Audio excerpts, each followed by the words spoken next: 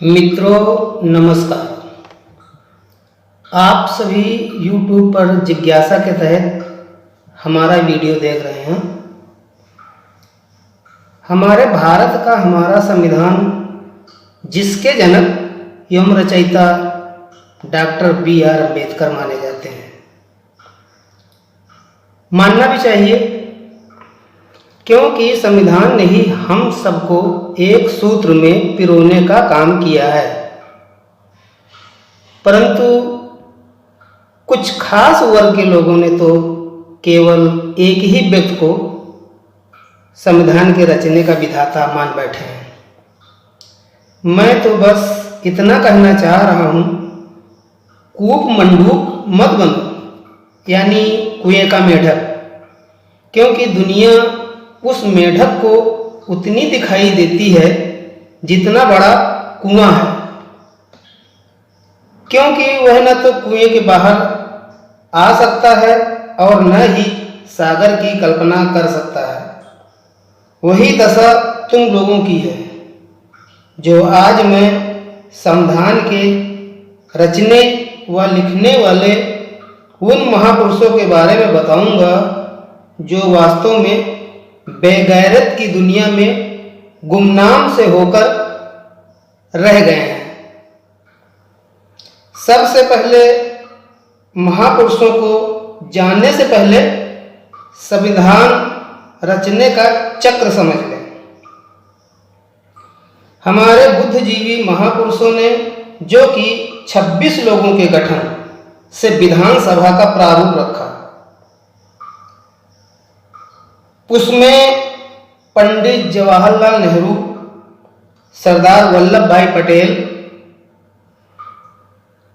आचार्य JB Kripalani, Sarojini Naidu, Govind Ballabh Pant, Sharat Chandra Bose, Shri Rajagopalachari, doctor B.R. Ambedkar, doctor Sachchidananda Sinha, ये कृष्णा स्वामी Iyer,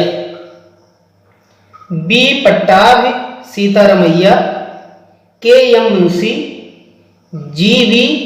Mavalankar, H.C. Mukherjee, Gopinath Bordoloi, A.V. Thakkar, B.L. मित्तर, Syed Mohammad सदाउल्लाह, D.P. Khaitan, B.N. Rao, Madhav Rao, B.T. Krishnamachari, N. Gopal Swami Iyengar, Shri हरे Krishna Mahtab, M. Asaf Ali एवं भारत की जनता। तो सुना आपने, इन्हीं 26 लोगों की वजह से ही 26 जनवरी का गणतंत्र दिवस शायद मनाया जाता है, क्योंकि 26 जनवरी को ही संविधान लागू हुआ था। अब आगे बढ़ते हैं। संविधान सभा में 13 समिति बनाए गए, जो इस प्रकार से हैं। सलाहकार समिति, इसके अध्यक्ष थे B.N. राव। संचालन समिति, इसके अध्यक्ष डॉक्टर राजेंद्र प्रसाद। प्रांत संचालन समिति, इसके अध्यक्ष थे सरदार वल्लभ भाई पटेल।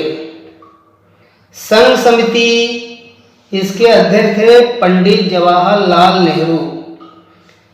झंडा समिति, इसके अध्यक्ष थे JB कृपलानी। कार्य संचालन समिति के अध्यक्ष थे K.M. मुंशी। मसौदा समिति के अध्यक्ष थे डॉक्टर B.R. अम्बेडकर। आवास समिति के अध्यक्ष थे B. पट्टाभी सीतारामैया आदि। और जो समितियां हैं, उनके ज्यादातर भाई पंडित जवाहरलाल नेहरू, डॉक्टर राजेंद्र प्रसाद एवं सरदार वल्लभ भाई पटेल अध्यक्ष थे। इन समितियों के हर समिति के कई सदस्य होते थे, जो इनकी संख्या 299 थी। अब आगे बढ़ते हैं। तो प्यारे कूप मंडूकों, जरा गौर से सुनो। 13 समितियों में से एक समिति यानी मसौदा समिति, जो कि इसके अध्यक्ष डॉक्टर B.R. अम्बेडकर थे, और इस मसौदा समिति के भी 7 सदस्य थे। उनके नाम भी सुन लो। डॉक्टर अम्बेडकर तो अध्यक्ष हैं ही उसके। इसके अलावा कन्हैयालाल मुंशी सदस्य थे, मोहम्मद सदाउल्लाह सदस्य थे, अल्लाद कृष्ण स्वामी अय्यर ये भी सदस्य थे, गोपाल स्वामी अयंगर सदस्य थे, एन माधवराव ये भी सदस्य थे, B.T. कृष्णमाचारी ये भी सदस्य थे। तो अब समझ में आया। 13 समितियों में से एक समिति के, जिसका नाम मसौदा समिति, उसके अध्यक्ष थे। तो आप लोग जानते होंगे कि चाहे पहले की सरकार रही हो या की, हर सरकार का एक अध्यक्ष होता है। जैसे किसी भी सरकार में रेल मंत्री या परिवहन मंत्री तो होता ही है। तो जब लाइन बिछेगी या रोड बनेगी तो फीता तो अध्यक्ष ही काटेगा।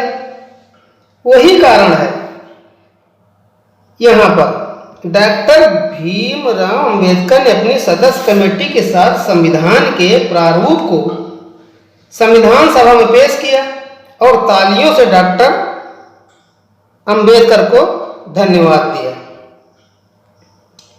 लेकिन आम मूर्खों, डॉक्टर अंबेडकर को नहीं जानते हो। उन्होंने जानते हो क्या कहा? तो सुनो।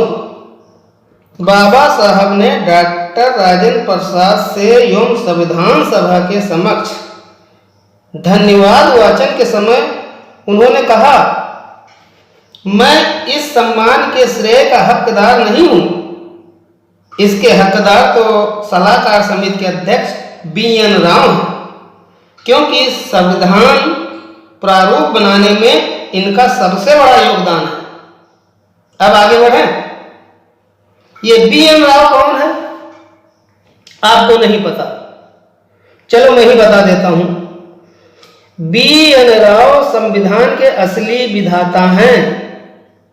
हो सकता है ये नाम आप पहली बार सुन रहे हैं, पर सच यही है, क्योंकि इनके बारे में कुछ बताया नहीं गया। श्री राव संविधान संयोजक समिति के प्रमुख सलाहकार थे। इन्हें तो 50 से अधिक देशों के संविधान तो सहज ही याद थे। B.N. राव जी ने बर्मा जैसे देशों का संविधान बनाया, पर इनका नाम कहीं गुम होकर रह गया। आज समय ये आ गया है कि इन महापुरुषों का कोई नाम लेने वाला नहीं है। तो आइए इस महापुरुष के बारे में बात करते हैं और इनकी उपलब्धियों के बारे में जानते हैं। इस महान व्यक्ति ने 1910 में ICS की परीक्षा पास की। 1938 में अंग्रेजों ने सेवा के लिए सर की उपाधि से नवाजा। इससे 1 साल पहले ही कलकत्ता के हाई कोर्ट के मुख्य न्यायाधीश पद से रिटायर हुए थे और जम्मू कश्मीर के प्रधानमंत्री के रूप में काम कर रहे थे। आप कैम्ब्रिज में नेहरू जी के सहपाठी भी रह चुके हैं। तो पता चला इस महान पुरुष के बारे में। आप लोग कहाँ जानोगे, न जानने की चेष्टा ही करोगे। तो चलो एक बात और बताता हूं कि संविधान के लेखक कौन है। तो नहीं पता ना? नहीं पता होगा। चलो मैं बता देता हूं, और अगर पता है तो बहुत अच्छी बात है। तो शुरू करें। संविधान के लेखक श्री प्रेम बिहारी नारायण राय ज्यादा थे। उनका खानदानी पेशा कैलीग्राफी का था। संविधान लिखने के लिए 303 निब, कितने?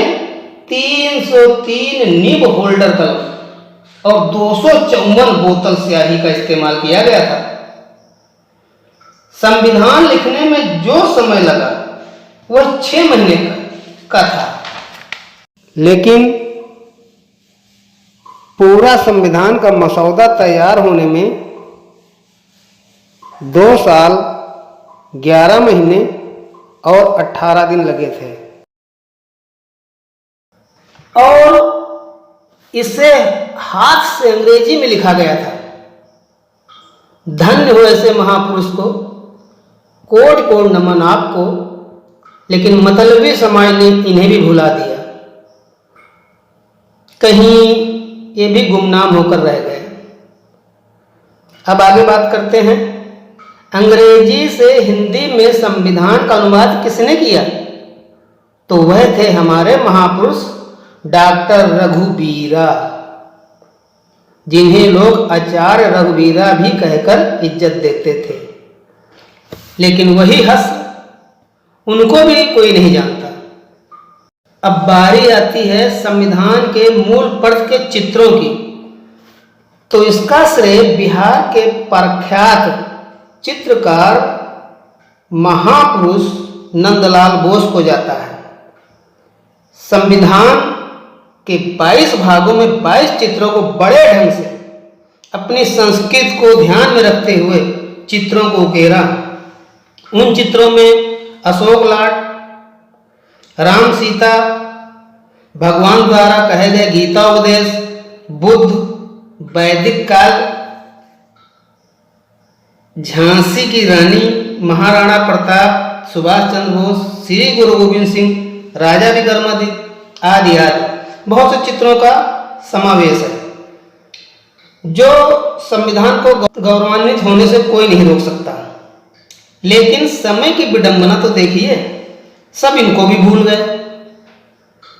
अब तो वही बात हो गई साहब, विष्णु के अवतार श्री राम की पूजा नहीं करेंगे, लेकिन पैसों की खातिर दिवाली पर गणेश लक्ष्मी की पूजा करेंगे। श्री राम और श्री कृष्ण एवं देवों को नहीं मानेंगे, पर अपने बच्चों के नाम उन्हीं के नाम पर रखेंगे। भगवान बुद्ध को मानेंगे, पर मांस मदिरा का सेवन जरूर करेंगे। सत्य से दूर असत्य के साथ रहेंगे।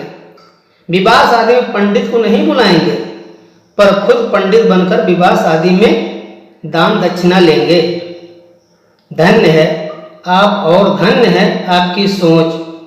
इसीलिए भैया सोच बदलो, देश तुम्हारा है, कड़वाहट का जहर मत घोलो। इसी के साथ मैं आपसे विदा लेता हूँ। और हाँ, वीडियो को ज़्यादा से ज़्यादा शेयर करें, ताकि गुमनाम हुए महापुरुषों के बारे में जान सकें और असलियत से पर्दा उठ सके। धन्यवाद। जय श्री राम।